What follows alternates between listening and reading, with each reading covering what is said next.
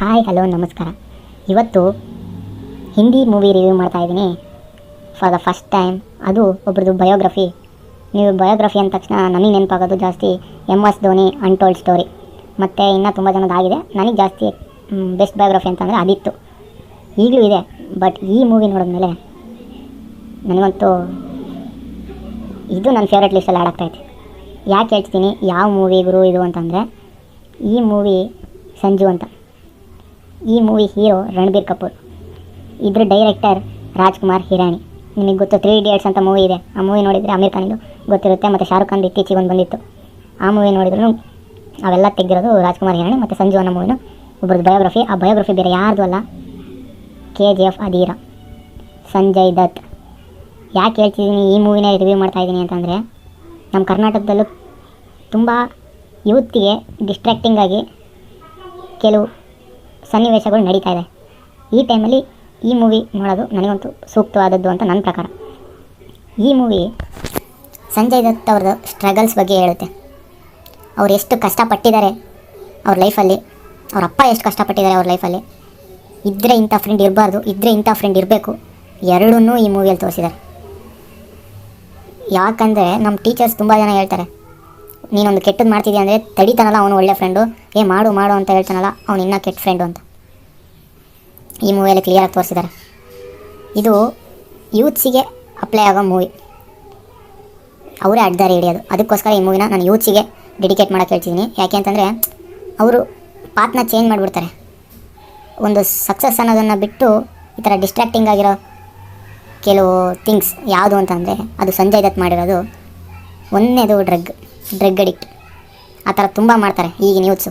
ಅದನ್ನೆಲ್ಲ ತಪ್ಪಬೇಕು ಅಂತಂದರೆ ಒಂದು ಇನ್ಸ್ಪೈರಿಂಗ್ ಮೂವಿ ನೀವು ನೋಡೋದಾದರೆ ಈ ಮೂವಿನ ನೋಡಿ. ನಾನು ಈ ಮೂವಿನ ನೋಡಿ ನಿಮಗೆ ಬೆಸ್ಟ್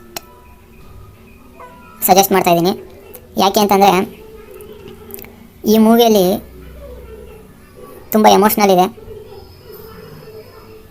ಒಳ್ಳೆ ಪ್ರೀತಿ ಇದೆ, ಒಬ್ಬ ಫ್ರೆಂಡಿಂದ, ಒಬ್ಬ ತಂದೆಯಿಂದ, ಒಬ್ಬ ತಾಯಿಯಿಂದ. ಇಂಥ ಮೂವಿನ ಯಾವತ್ತೂ ಮಿಸ್ ಮಾಡ್ಕೊಂಬಿಡಿ. ಏನು ಗುರು ನೀನು ಇದನ್ನೇ ಹೇಳ್ತಿದ್ಯಾ, ಸ್ಟೋರಿ ಹೇಳು ಅಂತಂದರೆ ಸ್ಟೋರಿ ಸ್ವಲ್ಪ ಹೇಳ್ತೀನಿ. ಇನ್ನು ಉಳಿದಿದ್ದೆಲ್ಲ ಫಿಲಮೆಲ್ಲ ನೋಡಿ. ಇದು ಯೂಟ್ಯೂಬಲ್ಲೇ ಸಿಗ್ತಾಯಿದೆ. ಸೊ ಇದು ಯೂಟ್ಯೂಬಲ್ಲೇ ಸಿಗೋದ್ರಿಂದ ನೋಡ್ಬೋದು. ಆದರೆ ನೀವು ಕನ್ನಡ ಬಿಟ್ಟು ಬೇರೆ ಭಾಷೆ ನೋಡೋಲ್ಲ ಅಂದರೆ ನಾನೇನು ಮಾಡೋಕ್ಕಾಗಲ್ಲ. ಯಾಕೆ ಅಂತಂದರೆ ಇದಕ್ಕೆ ಭಾಷೆನೇ ಬೇಕಿಲ್ಲ, ಅಷ್ಟು ಚೆನ್ನಾಗಿ ಅರ್ಥ ಆಗುತ್ತೆ. ನನಗೂ ಹಿಂದಿ ಅಷ್ಟು ಬರೋಲ್ಲ, ಆದರೆ ಈ ಮೂವಿ ನೋಡೋ ಫುಲ್ ಅರ್ಥ ಆಯಿತು.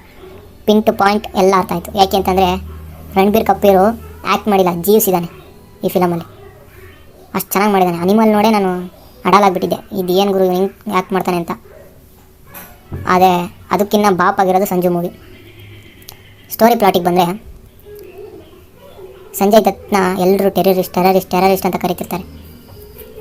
ಯಾಕೆ ಅಂದರೆ ನೀವು ಅದನ್ನು ಫಿಲಮಲ್ಲಿ ತಿಳ್ಕೊಳ್ಳಿ. ಸಂಜಯ್ ದತ್ನ ಟೆರರಿಸ್ಟ್ ಅಂತ ಇರಬೇಕಾದ್ರೆ ಅವನ ಬಗ್ಗೆ ಹೇಳ್ಕೊಳಕ್ಕೋಸ್ಕರ ತುಂಬ ರೈಟರ್ಸ್ ಹತ್ರ ಹೋಗ್ತಾನೆ ಅವ್ನ ಬಯೋಗ್ರಫಿ ಮಾಡೋಕ್ಕೆ. ಆದರೆ ಯಾರು ನೆಟ್ಟಿಗೆ ಅವ್ನ ಬಯೋಗ್ರಫಿನ ಮಾಡ್ತಿರಲ್ಲ. ಕೊನೆಗೂ ಒಬ್ಬರು ಸಿಗ್ತಾರೆ, ಅವರಿಂದ ಬಯೋಗ್ರಫಿ ಮಾಡಿಸ್ತಾನೆ. ಆ ಬಯೋಗ್ರಫಿ ಎಲ್ಲ ದೃಷ್ಟಿಕೋನನ ಚೇಂಜ್ ಮಾಡಿ ಈಗ KGF ಅಧೀರ ಆಗಿ ಇನ್ನೂ ಹಲವಾರು ಫಿಲಮ್ ಪ್ಯಾನ್ ಇಂಡಿಯಾ ಮೂವೀಸ್ ಮಾಡ್ತಾಯಿದ್ದಾನೆ. ಬೇರೆ ಯಾರೂ ಅಲ್ಲ, ಸಂಜಯ್ ದತ್ ಅವರು. ಎಷ್ಟು ಮೂವಿ ನೋಡಿದ್ರು ಇಂಥ ಮೂವಿ ಯಾವತ್ತೂ ನೋಡೋಕ್ಕಾಗಲ್ಲ. Please watch it. ಇದು ಯೂಟ್ಯೂಬಲ್ಲೇ ಇದೆ. ಒತ್ತಿ ಹೇಳ್ತಾ ಇದ್ದೀನಿ, ಈ ಮೂವಿನ ನೀವು ನೋಡಲೇಬೇಕು. ಅದರಲ್ಲೂ ಮೇನ್ ಯೂತ್ಸು ಅವರಿಗೆ ಇದು ಯಾರಾದರೂ ತಪ್ಪು ದಾರಿಯಲ್ಲಿ ಹೋಗ್ತಿದ್ರೆ ಇದು ಚೇಂಜ್ ಮಾಡೇ ಮಾಡುತ್ತೆ ಅನ್ನೋ ನನ್ನ ನಂಬಿಕೆ. So please watch it. Thank you for watching again. Please subscribe ಮಾಡ್ಕೊಳ್ಳಿ. ವ್ಯೂಸ್ ಬರ್ತಿದೆ, ಯಾರು ಸಬ್ಸ್ಕ್ರೈಬ್ ಮಾಡ್ತಿಲ್ಲ.